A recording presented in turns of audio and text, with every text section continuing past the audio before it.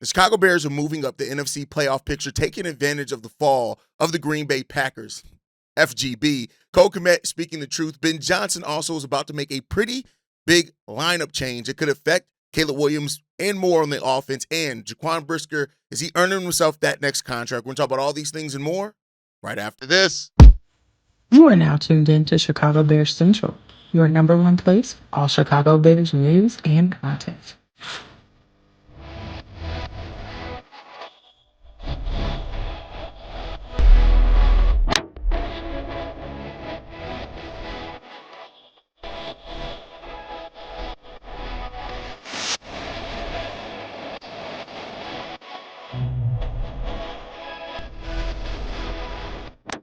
What's going on, Bears fans? Welcome to another episode of Chicago Bears Central, your number one spot for everything Chicago Bears related. I'm the host there, Hayes, but more importantly, you guys can follow the channel at Chi Bears Central on every social media platform we happen to be on. With that said, let's go ahead and get into this content for today. Oh, by the way, stay to the end of the episode because we are probably going to have the biggest cook session that I've ever had in my life. And that's going to be because of ECH Bears fan. Stay tuned to that one. But with that said, I want to take a look at the updated NFC playoff picture and where the Chicago Bears sit in it right now.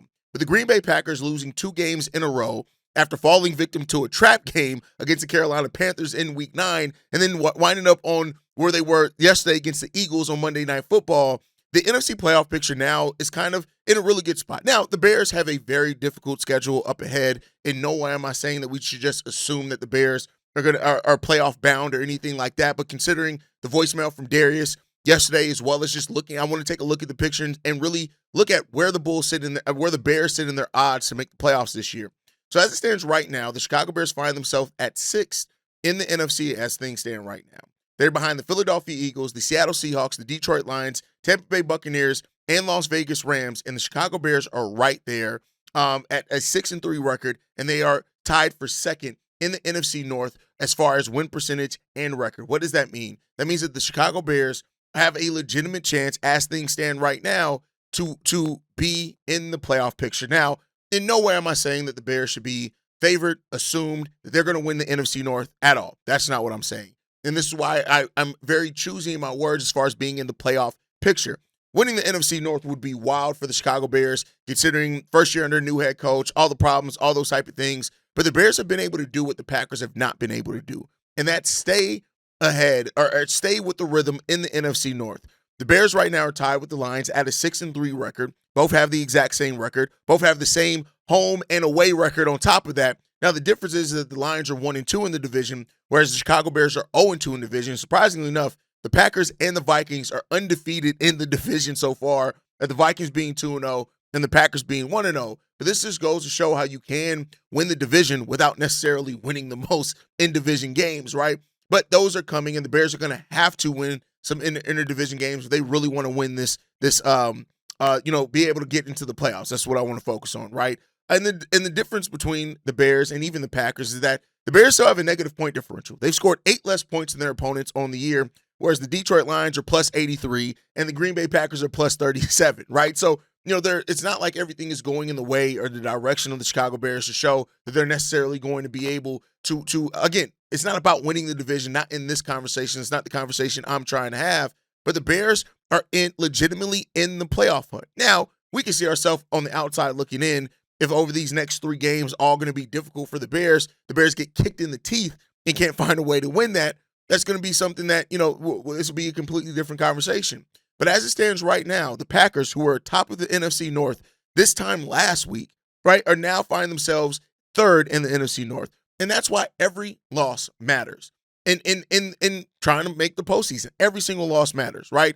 And while the Bears haven't done it the most pretty of ways, right, they keep finding ways to win. And that's the thing that has separated themselves right now from teams like the Packers and the Vikings. They just keep finding ways to win. Now, the biggest question comes down is, can they keep finding ways to win? You've done that. And, for people who are like, oh, well, Caleb Williams has some of his best late-game performances against not the best defenses in the NFL, all those type of thing. Listen, it's legitimate, but the tests are coming. The next 4 games are all tough. You got the Vikings, the Steelers, the Eagles, and the Green Bay Packers. Those are your next 4 games.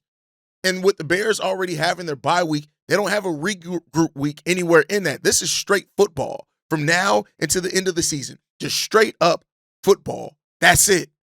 And, I think that with the way that this Bears teams have been playing, and we'll talk a little bit more about the offense and defense later on in the show, is that the fact that the Bears just keep finding ways to do it is great. And I love to see that. I love that we're doing that.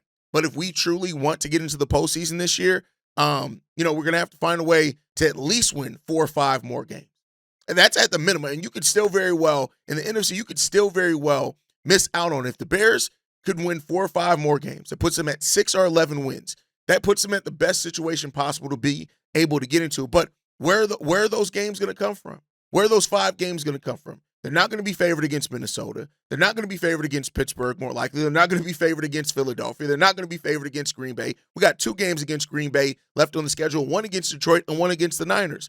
So in all those games that the Bears do have over our last 4 remaining games, the Bears are probably not going to be favored in any of these games. I just want to be clear there. We're not going to be favored in any of these next 8 games that we have left on the schedule. And so the Bears got to find a way to win 4 or 5 out of 8. 4 or 5 out of 8. Now, that doesn't seem like a lot, but again, for a Bears team that the offense is in the top 10 of almost every category, which you love to see, the defense has been struggling a lot. We'll see if the Bears can come out with that, man. But overall, I'll say this. The Bears have they've taken care of the business up until now to put themselves in a position to contend for a playoff spot. And I think that either way, even if they don't achieve it, right, staying in this and having the mindset of a team that's trying to achieve that is the right mindset to have at this point in the team's development. If they fall short, they fall short.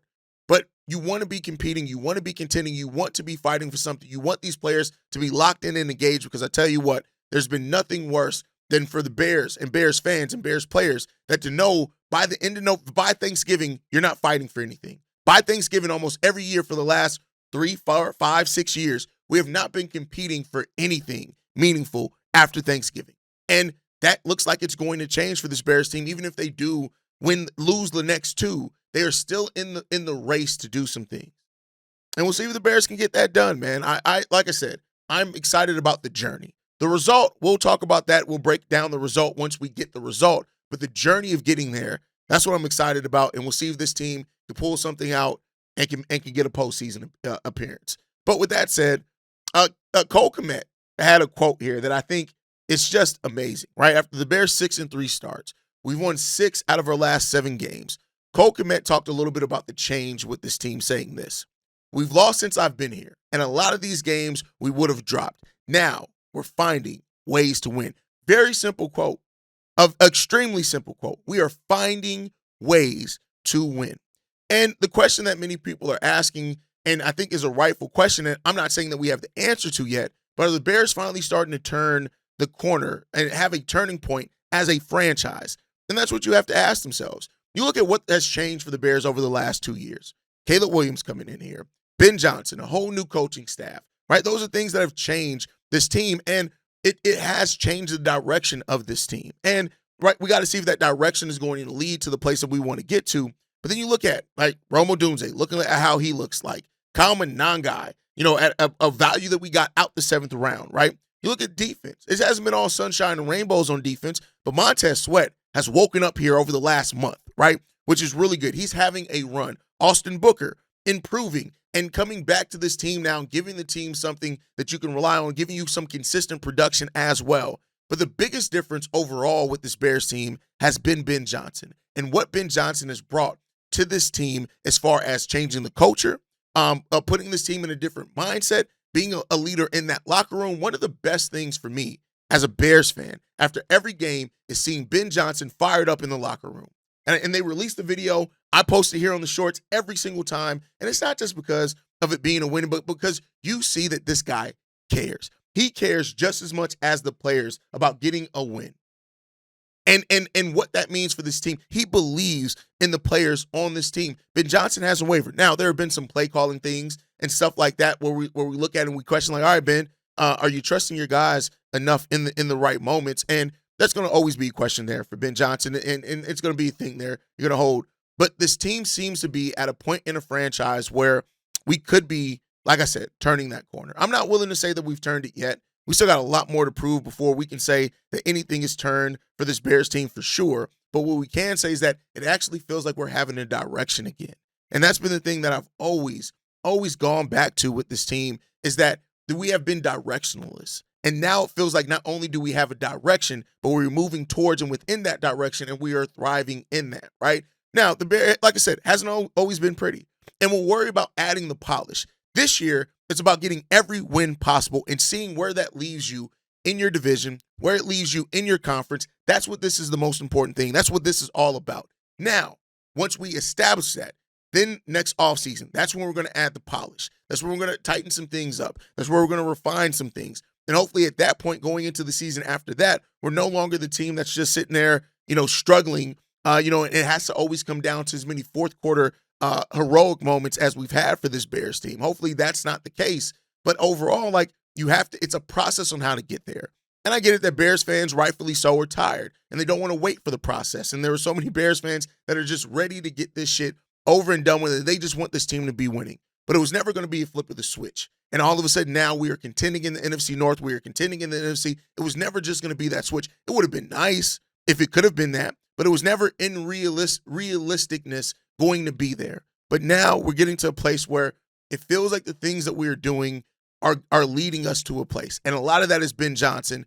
And we'll see, right? We shall see. And I know, Bears fans, they did not they wanted to see this team do more at the trade deadline. The patience for that has worn thin a little bit. I get all of that. I understand you. I feel your plight on that.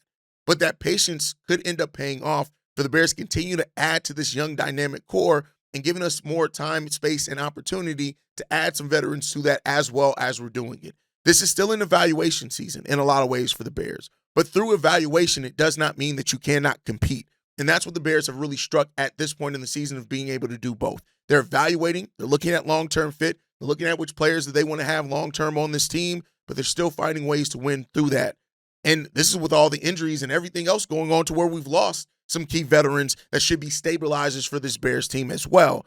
So this team, they're figuring it out, and we're going to see what that means. But one of the things that we also need to figure out is it seems like Ben Johnson is ready to maybe move Olamide Zaccheaus down the priority list, right?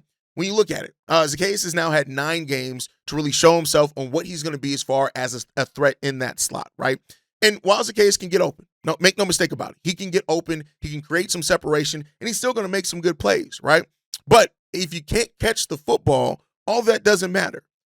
Luther Burden has 16 catches on 18 targets, which is as many as Zaccheaus on the same number and has the same number of touchdowns won. And so when you look at this, it may be time, and this is why you do bring in veterans, right? So you bring in veterans so you can see, all right, are these young guys that we're ready to bet on, are they going to be legitimate before we just bet the farm on them? But I think now at this point, Luther Burden has shown those opportunities that have gone to Zaccheaus in that slot, it's time to turn that over to Luther Burden. I challenged Ben Johnson a month ago to trust your rookies more. And then we had some injuries to those rookies. But we're seeing it pay off in Cole Kmet. We've seen it pay off to varying degrees with Kyle Monangai. It's now time to start trusting Luther Burden as well and scaling back the number of targets for Zaccheaus and giving those opportunities to Luther Burden. And it's not easy to do that. I want to be clear. There's always, easy for me as a fan point and a pundit standpoint to say, hey, that new rookie you guys drafted, give that guy more opportunities over that vet. But as a coaching staff, they have to look at weigh the opportunities and what that vet, even if they're not necessarily catching the ball, what does that mean as far as taking pressure off of other teams? But I'm here to tell you this. Luther Burden is ready.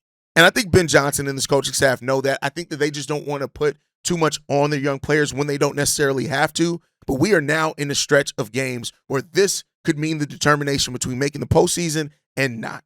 And I'm not saying that Zaccheaus still can't have a role on this team, that there still should not be opportunities for him to contribute to the team. No. I'm not saying that by any stretch of the imagination. But you have to make the tough decisions as the season goes on to give yourself more of an opportunity. And I tell you what, I personally feel like Luther Burden is ready for more of that opportunity than what we've seen from Zaccheaus. We know what Zaccheaus is, and he's going to be a solid vet one way or another. You cannot take that away from him. But when you look at overall, right, Luther Burden has 16 receptions on 18 targets. Olamide Zaccheaus has had 50 targets and 32 receptions, yet He only has 28 more yards than Luther Burden. They have the same number of touchdowns, and only meaning is the case is averaging 7.8 yards per reception, whereas Luther Burden is averaging almost 14 yards per reception. Now, of course, that's going to come down with more targets, but at the end of the day, Burden is ready, and he's ready to carry that burden of being the slot receiver for this team and the number 3 option. I think it's time to unleash Luther Burden as we go into these games that are going to get more difficult. You could need them. Trust your rookies, trust Luther Burden, and I hope that Ben Johnson hears this, and he won't. He won't hear it, but I hope that he does, and I hope that he does it. All right, with that said, the last thing that I want to talk about, as far as before we get into the mailbag and I get to chef up, is Jaquan Brisker. We came into the season understanding that because of his injury history, Jaquan Brisker was going to have to. It was going to be a must for Jaquan Brisker to have a really solid season if he wanted a long-term contract with the Bears, right? But then when you look at Brisker and the energy that he brings here, and it's not always on the stat sheet, right? But he's a communicator, he's a tone setter, and I think he's had done a pretty good job on the season so far. Not all the contributions are going to show up in the stat sheet, but I think when you look at the presence that Jaquan Brisker has brought to this team, it's undoubtedly that he adds to the competitiveness of this team hugely. He's such a versatile talent that can be used in a lot of different ways for this team also. So far in the season, 27 solo tackles on the season. That's a total of 46 tackles. He's second on the team in that. He has 1 sack on the season. He has 1 tackle for a loss, 3 passes deflected, 1 interception as well in that time. Jaquan Brisker statistically has been solid, right? But more than that, when you look at his presence that he brings on the football field, it's things in that aggressiveness level. Those are things that help set a tone and an identity for you. Now, the Bears secondary has had so many hits so far this season. Kyler Gordon, Jalen Johnson, right? These guys that haven't been out there, but yet Jaquan Brisker has been, and he's a guy that's been performing pretty damn well, and I think his style really does fit Dennis Allen. Now, I will say this, and I'm going to admit this, is that even if you do want to keep Jaquan Brisker here, you do have to have more insurance in that safety in the depth, because while concussions haven't been a thing for him this year, there's always going to be that concern for it, right? When you've been as concussion prone as what he has been. But you look at a player that you can blitz, that you can bring off the edge, right? That he's really good at reading quarterbacks' eyes as well from that high post. Jaquan Brisker is a hugely valuable asset for this team, and it doesn't just come down to the splash plays either. It's the skill. It's the way that it complements the structure of this defense. And I'll say this, and I want to throw this question to you guys.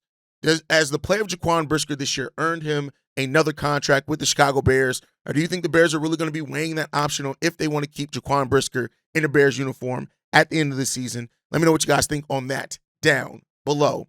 With that said, it is time for the mailbag, and this one is going to be great. Let's go ahead and play this one from ECH Bears fan. All right, Hayes. This is ECH Bears fan, and this is the last voicemail I'm leaving for this show.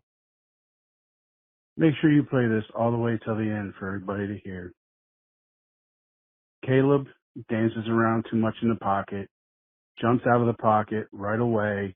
He's not stepping up. He's not standing in the pocket and delivering on time. That's why he's not getting players with accuracy. That's why he's getting his receivers in positions where they're going to get hurt, like Cole Kmet the other week and DJ Moore this week. If he would have led DJ right, he could have caught that ball and freaking protected himself. Fourth quarter heroics against shit fucking defenses and shit fucking teams. Oh, wonderful. I'll give him his flowers when he can do it for 4 quarters and do that against the freaking Super Bowl contending defense. Until then, I don't trust him. I don't believe in him. You wanted to question my masculinity. Here's the deal. The only people who want to freaking say shit about a man's masculinity and say it's fragile are trifling, narcissistic women. And that's what the fuck you sound like. Now, you can put your money where your mouth is. I will be sending you an invitation to an MMA gym in Indianapolis in March of next year. You got time to train and prepare yourself.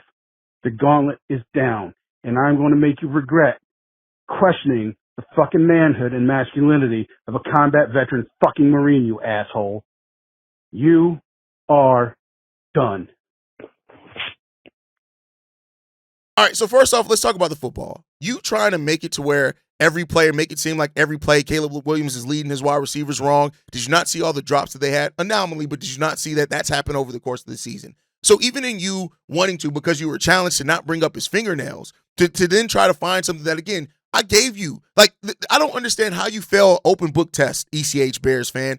I gave you the answer to what you wanted to have. I gave you the criticism and critique of him. His accuracy could have been a criticism and critique. Him holding on to the ball too long could have been a criticism and critique. But yet, you are so caught up in your hate for him because of what you view masculinity as. And yes, it is fragile. And I'm sorry, your attempt at reverse psychology to say the only person that questioned, no, a dumbass, right? Real men can understand when another man has a fragile masculinity. So much so that you wanted to challenge me to MMA fight. First of all, do your research. My boy, I'm 5-3 in MMA fighting. Do your research. So your challenge, it'd be accepted. But you gotta bring your fat, lazy ass, your feminine ass up to where I am if you want that. You think I'm gonna travel to you? No, bitch, you gotta come to me. Secondly, on top of that, like the fact that you don't want to admit, nobody cares that you're a Marine. A Marine isn't stopping you from fighting your urges, and the fact that you're battling your sexuality so much that you're worried about Caleb Williams' fashion more than football. Nothing's stopping that. So first of all, you're a coward, you're a pussy, and a pansy, and I don't give a fuck that you are a Marine. You ain't the only one that been in the military. And guess what? There are a lot of people that are in firmly in the military that are suppressed, and you just want to go suck a dick. And that's fine. If you want to do that, go do that. Nobody's going to judge you. It's 2025. But your projection on to Caleb Williams and taking it out on his nails or whatever else that you want to say that he's doing is stupid. It's honestly the most pansy and feminine thing about you. And I know you're going to be in your feelings and you're punching a wall right now, motherfucker. If you got a problem, please, like I tell everybody, come see me. Other than that, ECH Bears fan, sit your corny, lame ass, effeminate ass down. Get your fragile masculinity together. Go seek out some fucking therapy, because I can tell you what, you come to Hayes, you're going to leave with your life changed. And I can promise you that, bitch. All right, with that said, that is the end of today's episode. I appreciate you guys so much for everything. If you enjoyed today, man, make sure you hit that like button, hit the subscribe button, drop your thoughts down in the comments. I want to know how you guys feel about the playoff push. I want to know how you guys feel about ECH's comments, everything. Make sure you guys are following us at Shy Bears Central. You can send us any feedback, questions, comments, concerns. ChicagoBearsCentral@gmail.com. And lastly, if you want to leave a text message and or voicemail for the mailbag, the number to do so, 773-242-9336. We are the #1 spot for everything Chicago Bears related. And like I like to end everything on, Chi-Town up, Bear down. Love you guys. Peace, y'all. This has been a presentation of the Break Media.